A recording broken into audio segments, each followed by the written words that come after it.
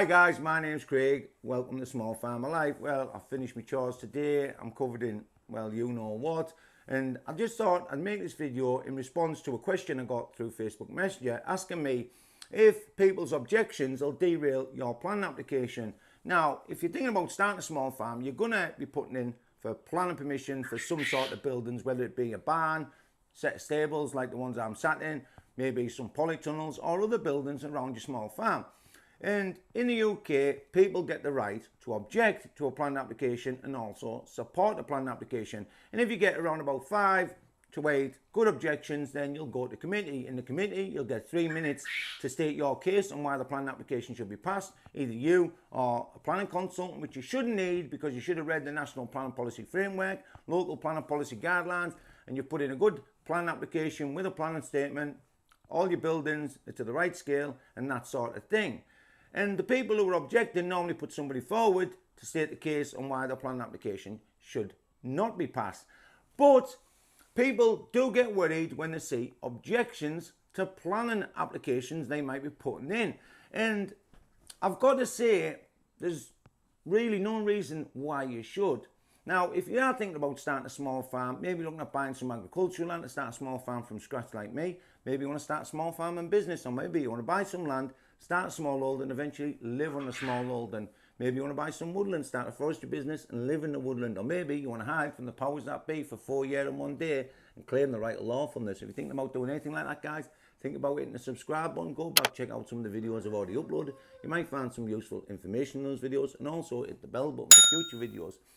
But you shouldn't really worry about planning objections, so objectionable comments, because that's what they are. The comments on a planning application you have put in or you're thinking about putting in.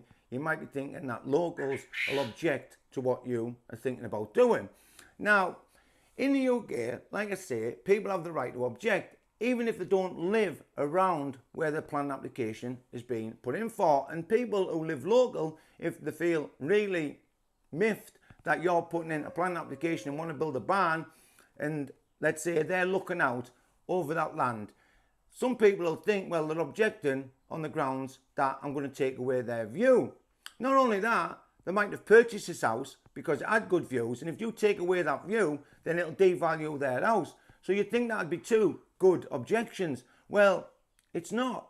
And you'll see lots of objections for those sorts of reasons, because you're taking away someone's view, or you're going to devalue the house, or there's going to be more traffic and construction in the area. All these are not valid objections. The only objections that really mean anything to the council is when somebody picks up on something that the council doesn't already know. Maybe something that your planning application is trampling all over National Planning Policy Framework, or something in the National Planning Policy Framework or local planning policy guidelines.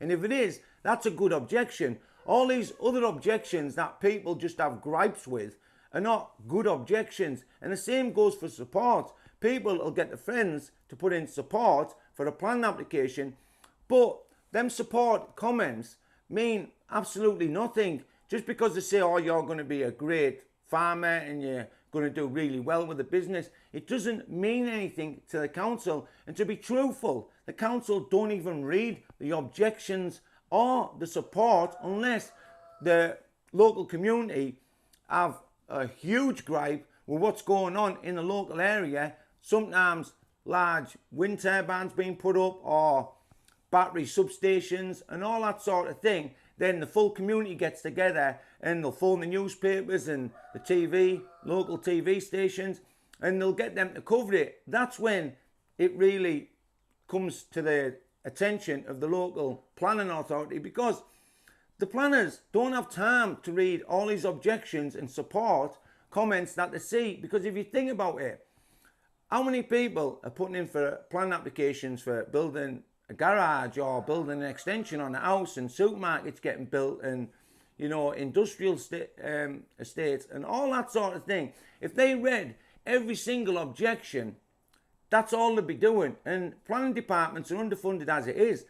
Planning applications are granted on the merits of the planning application, and as long as that planning application has got everything that it needs to go with it, like I say, all the drawings to scale and a good planning statement where you cite a national planning policy framework that is supposed to support small farms in the countryside and small rural businesses and that sort of thing.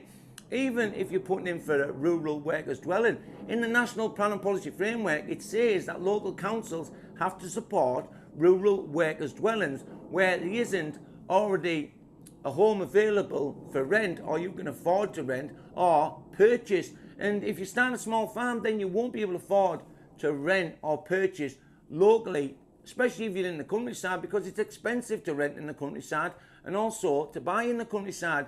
So you might be happy living in a caravan.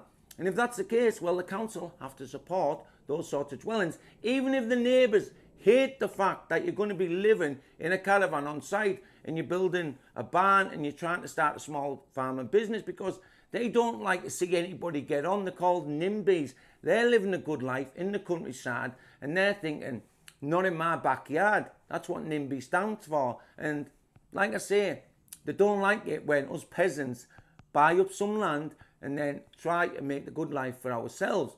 But guys, don't really worry about objections to a planning statement or a planning application, should I say. As long as you put in a good planning application with a good planning statement and your planning application is abiding by national planning policy framework and local planning policy guidelines, it will pass on the merits of the planning application. And don't think you've got to get support, and then you get support from people and they think the only reason you got planning permission passed is because I supported your planning application. You don't want to think that you're in somebody else's pocket or that they've got you in their pocket because they helped you.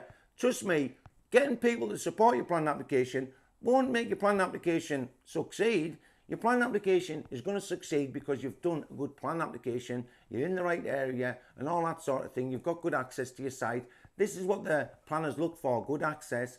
Make sure the planning application is filled out correctly, the drawings are to scale, and you've put in a good planning statement that cites National Planning Policy Framework that says local planning policy and local planning and the local authorities have to support your type of business. And if you do that, well, the planning application is going to pass. So guys, don't worry about them too much. If you've got any questions or comments, leave them in the comment section below.